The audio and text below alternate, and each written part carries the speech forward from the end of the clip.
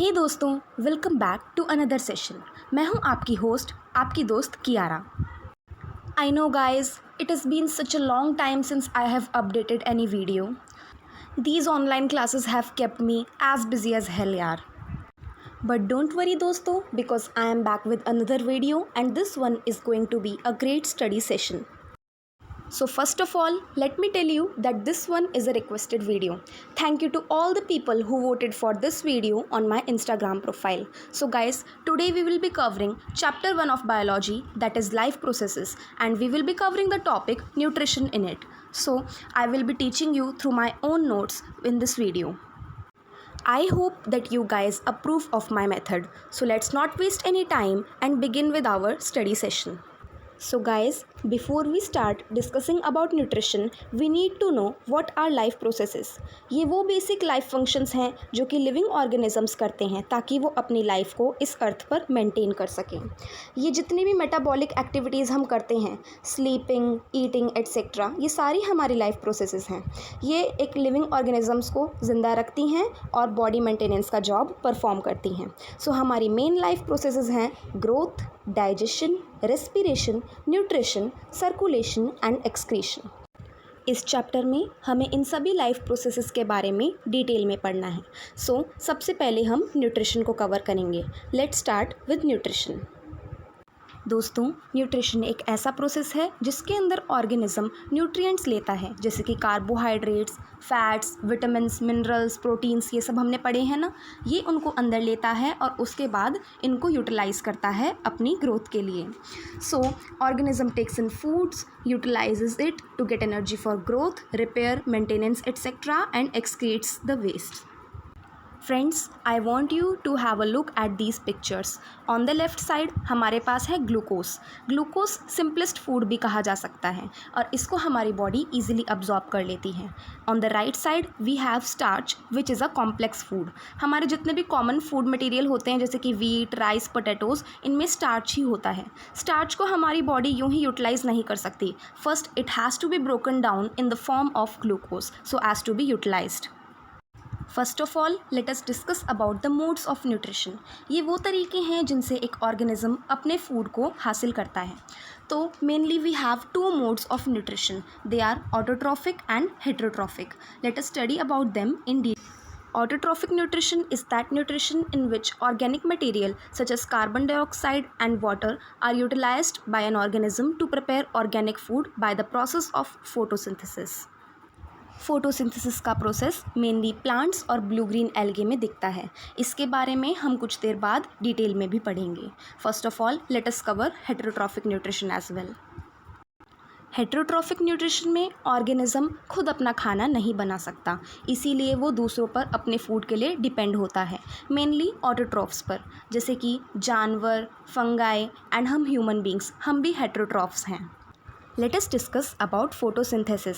ये वो प्रोसेस है जिसमें ऑटोट्रॉफ्स यानी कि ग्रीन प्लांट्स कार्बन डाइऑक्साइड और वाटर का इंटेक करते हैं और उसके बाद उसको ग्लूकोज यानी कार्बोहाइड्रेट्स में क्लोरोफिल और सनलाइट की प्रेजेंस में कन्वर्ट कर देते हैं।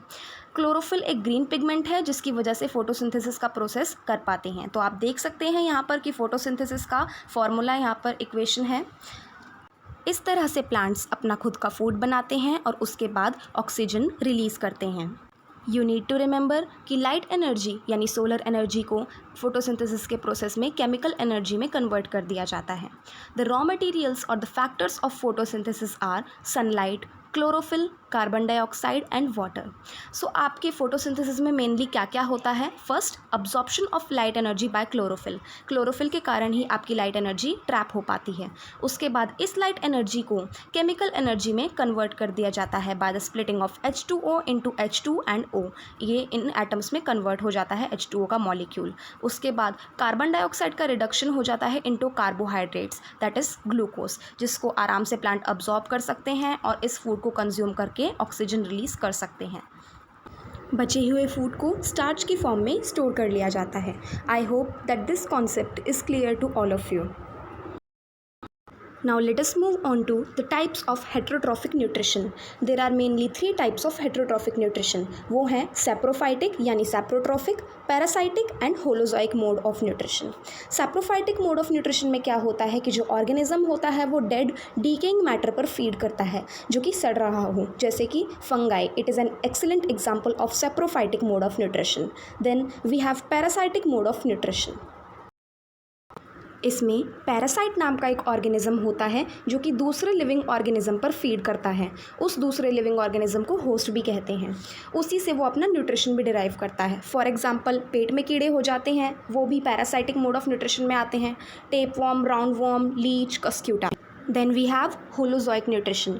इस न्यूट्रिशन में जो ऑर्गेनिज्म होता है वो कॉम्प्लेक्स ऑर्गेनिक फूड मटेरियल्स को अपनी बॉडी में इंजेक्शन के प्रोसेस से अंदर लेता है, उनको एंजाइम्स की हेल्प से डाइजेस्ट करता है और उसके बाद वो बॉडी सेल्स के थ्रू अब्जॉर्ब हो जाते हैं. By far holozoic nutrition is the most complex mode of nutrition. ये एनिमल्स एंड ह्यूमन बींग्स में देखने को मिलता है. So there we have discussed the 3 modes of heterotrophic nutrition: saprophytic, parasitic and holozoic mode of nutrition. अब animals में nutrition कैसे होता है उसके लिए हमें होलोजोइक न्यूट्रिशन के बारे में जानने की ज़रूरत है. So the first step in holozoic nutrition is injection. This means taking in food through mouth and hands. Second step is digestion, जिसके अंदर कॉम्प्लेक्स फूड को सिंपलर अब्जॉर्बेबल फॉर्म में ब्रेक डाउन कर दिया जाता है through the help of enzymes. Then the third step is absorption. The products are absorb by the blood to be supplied to the rest of the body. Fourth step assimilation में जो digested food होता है उसको पूरी body use करती है energy के लिए. And then last is egestion. This means कि जो अनडाइजेस्टेड फूड होता है उसको हमारी बॉडी रिमूव कर देती है by excretion. This is all about holozoic nutrition. Guys, animals और ह्यूमन बींग्स में न्यूट्रिशन एक बहुत ही कॉम्प्लेक्स प्रोसेस है. उससे पहले हमें एक सिंपलर ऑर्गेनिज्म के न्यूट्रिशन की बात कर लेनी चाहिए and that is amoeba. So now I will be teaching you how amoeba obtains its food. Guys, please have a look at this diagram. इससे आपको न्यूट्रिशन अमीबा के बारे में जानने में हेल्प मिलेगी. सो फर्स्ट ऑफ ऑल, जब भी अमीबा के पास कोई फूड पार्टिकल आता है तो जो उसका सेल मेम्ब्रेन होता है वो हैंड लाइक स्ट्रक्चर्स बना लेता है. That is called pseudopodia. Pseudopodia अपने आप को फूड पार्टिकल के अराउंड एनगल्फ कर लेता है. उसके बाद वो फूड पार्टिकल्स को कैप्चर कर लेता है. उसके बाद फिर जो फूड वैक्यूल होता है वो उस फूड पार्टिकल को कंज्यूम कर लेता है और उसको डाइजेस्ट करता है थ्रू डिफ्यूजन. साइटोप्लाज्म में पूरे फूड पार्टिकल का डिफ्यूजन हो जाने के बाद जो अनडाइजेस्टेड फूड होता है उसको अमीबा सेल मेम्ब्रेन के थ्रू रिमूव कर देता है. It is moved to the cell surface and then thrown out. So nutrition in amoeba is as simple as that. Amoeba के जैसा ही एक और सिंपल ऑर्गेनिज्म है दैट इज़ पैरामीशियम. उसके बॉडी सरफेस पर हेयर लाइक स्ट्रक्चर्स होते हैं जिन्हें कहते हैं सीलिया. सीलिया की हेल्प से वो अपने फूड पार्टिकल्स को माउथ में ले लेता है.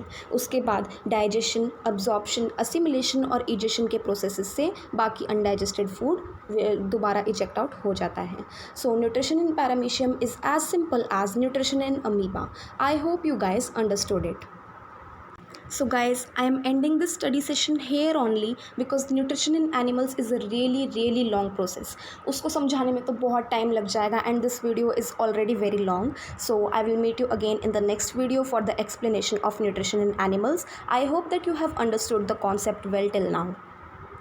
Guys, if you liked the video, please give it a thumbs up and also comment in the section below to let me know what you think about my explanation.